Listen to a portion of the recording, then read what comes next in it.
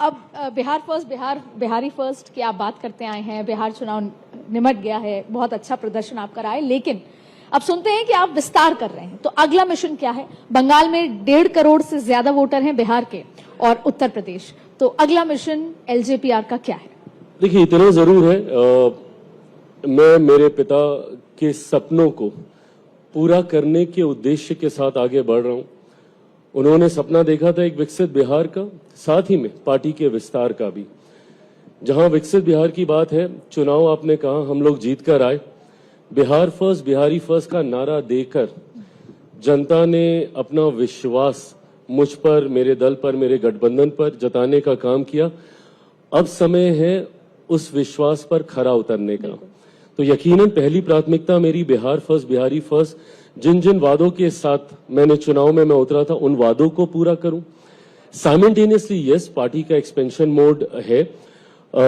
मैं प्रयास कर रहा हूं कि हम लोग क्षेत्रीय दल से राष्ट्रीय दल की भूमिका में हम लोग आए, और अलग अलग राज्यों में पार्टी के संगठन के माध्यम से पार्टी को मजबूती देने का कार्य मेरे पार्टी के तमाम नेता कार्यकर्ताओं के द्वारा हो रहा है।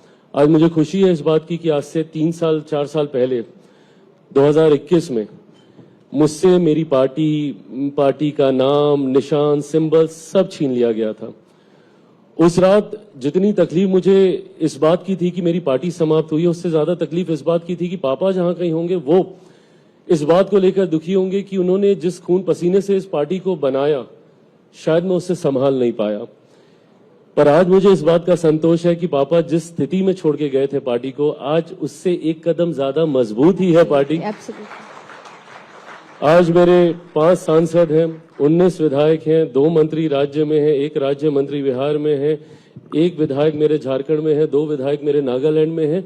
तो धीरे धीरे पार्टी वो विस्तार कर रही है। आपने बंगाल को लेकर प्रश्न पूछा।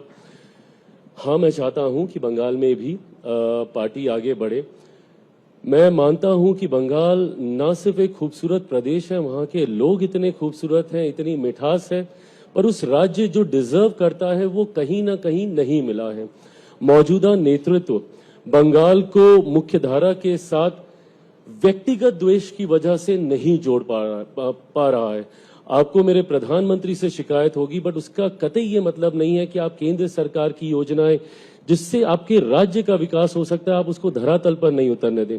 ऐसी योजनाएं जो कि गरीब कल्याण की सोच के साथ बनी है, उन योजनाओं तक को बंगाल में नहीं उतरने दिया जाता है, सिर्फ इस वजह से क्योंकि प्रधानमंत्री उन योजनाओं का नेतृत्व कर रहे हैं। पर मैं मानता हूं कि जिस तरीके से बिहार में एक ऐतिहासिक जीत एनडीए की हुई है, उतनी ही बड़ी जीत हम लोग की बंगाल में भी होगी, और असम में तो हम लोग दोबारा आ ही रहे हैं।